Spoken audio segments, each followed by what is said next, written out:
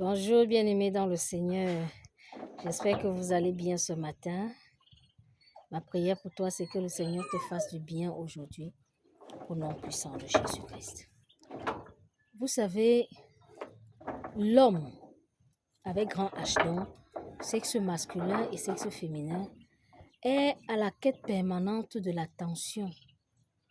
L'homme a besoin d'attention, l'homme a besoin d'être entouré, l'homme a besoin d'être aimé, l'homme a besoin d'être compris, il a besoin d'être respecté, il a besoin d'être assisté. En fait, l'homme a toujours besoin de l'autre. Et pour ça, souvent, on se retrouve en train de faire beaucoup de bêtises. On fait beaucoup de choses juste pour chercher à attirer l'attention de l'autre, pour pouvoir être aimé par l'autre. On fait n'importe quoi. Non, en fait, on n'en a pas besoin. Non, je te dis la vérité, tu n'en as pas besoin. Tu n'as pas besoin de changer de personnalité pour être aimé. Tu n'as pas besoin de devenir quelqu'un que tu n'es pas, seulement parce que tu veux l'attention de quelqu'un. Tu n'en as pas besoin. Sois toi-même. Et tu verras, le reste va venir. En fait, je pense que ce que nous devrons faire, c'est nous demander à tout moment, est-ce que je suis vivable? Est-ce que je suis quelqu'un de recommandable? Est-ce que je suis quelqu'un de fiable? Suis-je quelqu'un de bien? Suis-je quelqu'un d'honnête? Suis-je quelqu'un de sérieux? Si c'est le cas, si la réponse à tes questions c'est oui, c'est bon. Même si les gens te fuient, il n'y a pas de problème. Persévère dans ta lancée, prie le Seigneur et tu verras tous ces gens revenir vers toi.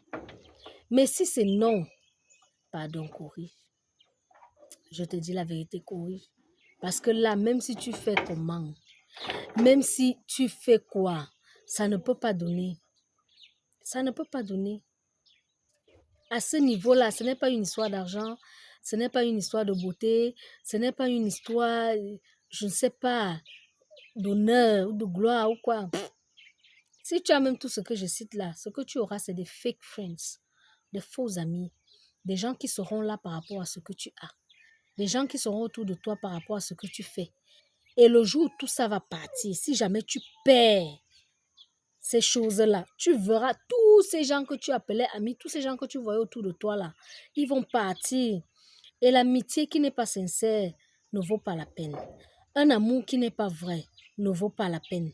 Parce qu'il suffit que tu aies une difficulté et tu te retrouves seul, tout seul. Et ça ne va pas t'aider. Ça ne va pas t'aider. Travaillons à nous-mêmes, travaillons à nos caractères, travaillons à notre façon de penser et nous ferons des exploits. Tu prends encore Jésus, tu mets en haut. Je dis, tu exploses seulement, tu es heureux. D'accord. J'aimerais ce matin qu'on parle un peu des maris qui partent. J'ai rencontré beaucoup de femmes qui sont traumatisées aujourd'hui, elles sont frustrées, elles se sentent mal. D'aucunes parce qu'elle était bien avant et elle a eu un problème, elle a eu une maladie, un accident et puis le mari est parti. D'autres parce qu'elle a une déformation physique, le mari est parti, il est chez la petite.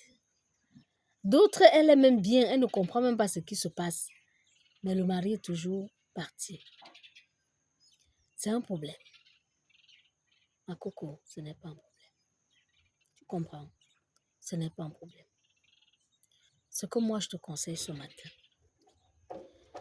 si il est parti comme il est parti là, certains même reviennent à la maison, mais il a sa double vie. Toi, tu sais que l'autre ici là, il a d'autres familles. Parfois, ce n'est pas une. Parfois, c'est plusieurs. Tu sais qu'il a d'autres familles dehors, mais il revient quand même à la maison de temps en temps et puis il repart. Demande-toi d'abord, est-ce que je joue mon rôle? Moi, la femme, est-ce que je joue bien ma partition? Sinon, si tu réalises que tu ne fais pas vraiment ce qu'il faut faire, attelle-toi à ça. D'accord? Travaille là-dessus et prie Dieu. Travaille si c'est un caractère qui est bizarre ou bien tu es sale ou je ne sais pas. Peut-être tu n'es pas accueillante, tu n'es pas... comment je vais dire ça? Tu n'es pas câlin.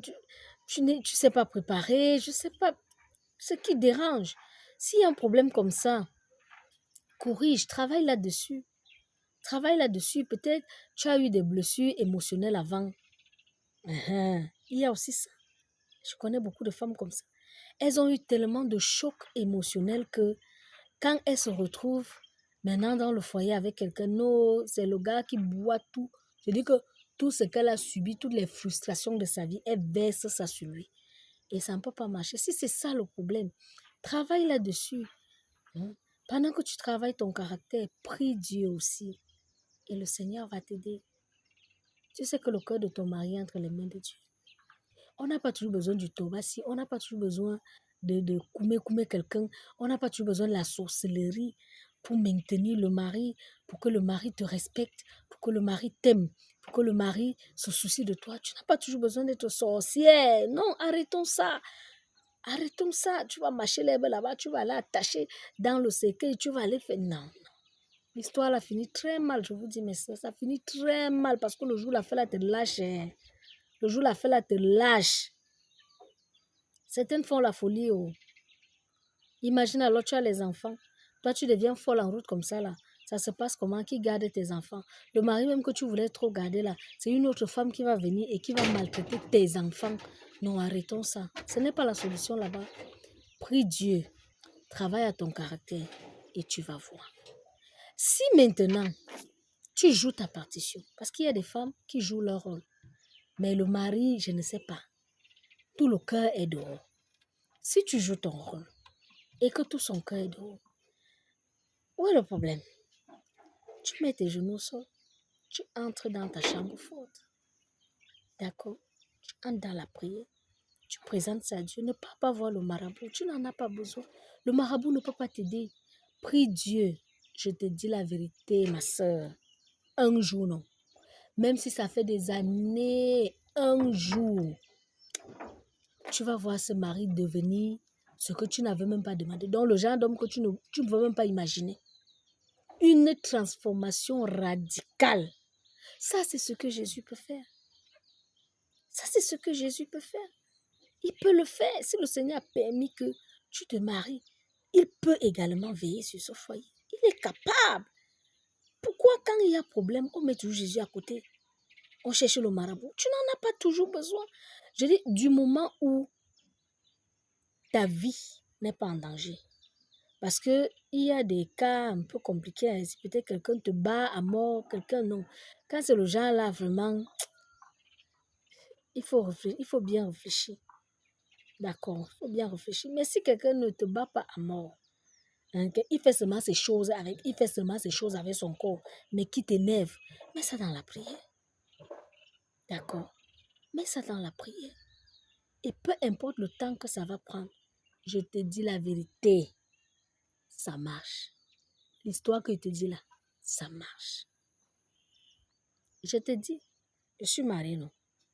Ça marche. Quand tu présentes, quand tu mets ton foyer entre les mains du Seigneur, il va travailler. Il va travailler. Même si tu fais l'accident comme j'ai fait là, tu es cassé partout. Je dis que Dieu va veiller. Dieu sera le pilier de ton foyer et tu verras ton mari faire les choses que tu ne pouvais pas imaginer qu'un jour il pouvait faire. Je te dis, même si c'est égaré, comme je te parle là, il est égaré, il n'y a pas de problème. Même s'il est parti, ça fait des années, ce n'est pas un problème. Prie Dieu, tu vas voir. Tu vas voir, je te dis que tu vas voir, ça va marcher. D'accord? N'abandonne pas. La solution n'est pas d'abandonner. On aime trop abandonner, on abandonne très vite. Si tu as ton enfant qui est bandit, tu vas l'abandonner vite comme ça là. Hein? Tu as ton enfant qui est fou, tu abandonnes vite. Non, tu pries. Tu restes, tu es là. C'est ton fou, c'est ton bandit. Tu pries pour lui jusqu'à ce que Dieu fasse le miracle et qu'il change. Persévérons dans la prière. Prions Dieu, d'accord? Prions Dieu. Hein? Évite d'avoir beaucoup de copines. L'affaire de beaucoup de copines, là, ce n'est pas bien. Parce que tout le monde va venir te donner sa part de conseils et puis finir même par foirer tout. Même ce que tu pouvais arranger. Pas comme ça, là, à la volée. Non. Confie-toi à Jésus. Prie. Évite beaucoup de copines. D'accord? Et tu verras, le Seigneur fera des merveilles. Bonne journée. And stay blessed.